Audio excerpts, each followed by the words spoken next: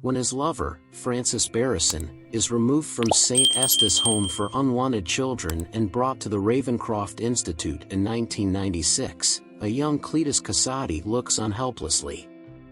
While traveling, Frances assaults young police officer Patrick Mulligan with her sonic scream abilities.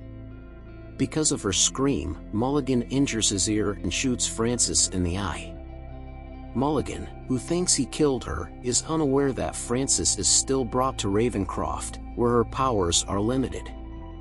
Since serial killer Cletus won't speak to anyone but Eddie Brock, Mulligan, who is now a detective, begs the journalist to speak with Cletus at San Quentin State Prison. Following the visit, Eddie's extraterrestrial symbiote Venom discovers the location where Cletus has concealed his victims' bodies, greatly advancing Eddie's career. To Venom's chagrin, Eddie receives a call from his ex-fiancée in Wang, who informs him that she is now engaged to Dr. Dan Lewis. Eddie is invited to see Cletus' execution after he is found guilty of his crimes and given a lethal injection sentence.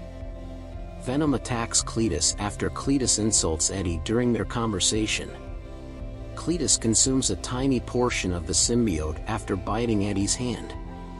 The symbiote chooses to leave Eddie's body and go off on its own after Venom and Eddie argue at home over wanting more freedom to devour criminals. A red symbiote appears and stops the injection as Cletus's execution starts. It goes on a bloody rampage through the prison, killing guards and releasing prisoners under the name Carnage.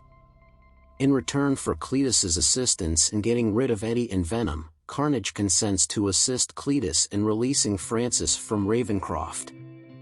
Mulligan pays Eddie a visit at his house and informs him of the circumstances.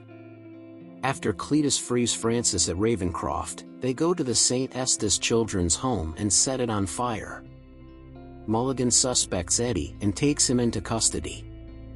Eddie informs his lawyer, and that Venom has broken up with him, and discovers Venom's attachment to Mrs. Chen and persuades him to forgive Eddie as he hops from body to body in San Francisco.